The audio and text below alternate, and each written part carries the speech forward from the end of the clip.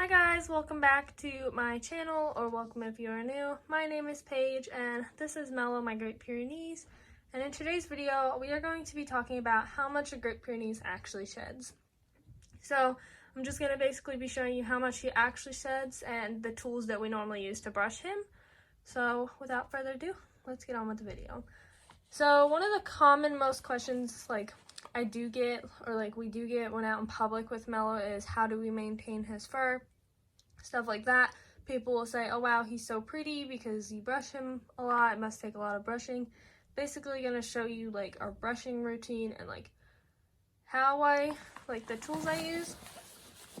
So we're gonna start off with the tools. So with Mellow, we've actually figured out that he prefers cheaper combs and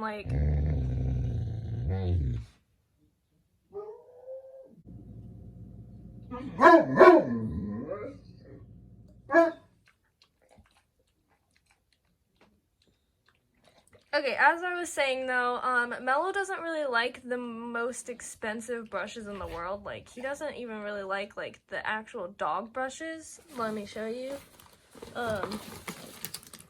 We have this brush. As you can see, he doesn't like it. He will grab them and chew them up, so we do have to hide them from him. There's a little bit of fur in this, but this is a wired bristle brush kind of brush. We got this from PetSmart, and I do use it on him, but after I'm done completely brushing him, I use this to get any extra hair that's floating around. Do use this. But all of our other brushes are basically brushes from the dollar store, super cheap brushes. We have a regular hairbrush that we use. I generally use this on his tail because his tail is better off with a hairbrush. And then the other grooming tools that we basically use are just a bunch of these combs. And these I all got from the Dollar Tree. Some of them break. They do break pretty easily because they are from the dollar store, but he really prefers combs when it comes to being brushed. And I kind of prefer the combs because they definitely get under his second coat. My favorite comb to use on him are these ones and then this one, because they can really get under his coat. And then I also use these on his tail and his butt area to get the mats out, or any mats that have formed. So I do have a lot of combs. We also have nail clippers. Mellow hates his nails getting cut. He just never really liked it. When he was a puppy, I think the vet accidentally cut his nail too short, so he started bleeding and stuff. And he just did not like his nails being cut after that, and he won't let us really cut his nails, so we do have to use a Dremel, and we all have to sit there and cut his nails together because he just hates it.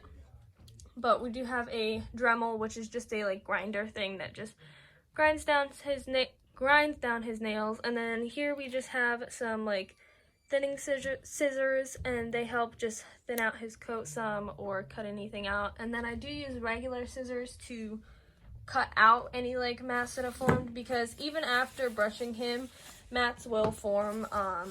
You just really have to keep on it to make sure no big mats form and stuff, because you don't want any big mats to form. So that's basically all the tools that I use to brush him, and it kind of just depends on where I'm brushing him and what tools I use. For his ears, I'll normally use combs, and then his feet I use combs too. But the main reason I'm making this video is to show you guys how much they shed, because I do talk about, in almost all of my videos, I talk about how much Great Pyrenees shed. I say, oh, they shed so much, you have to be able to handle the fur. If you're not somebody with fur or that can handle fur, don't get these dogs. It's something that I talk about way too often, but it's something that needs to be talked about, because one of the main reasons why people will get rid of the dog is because they have so much fur, or they'll get super matted and then they can't just deal with it anymore. So I have a bag of fur that I just want to show you guys. So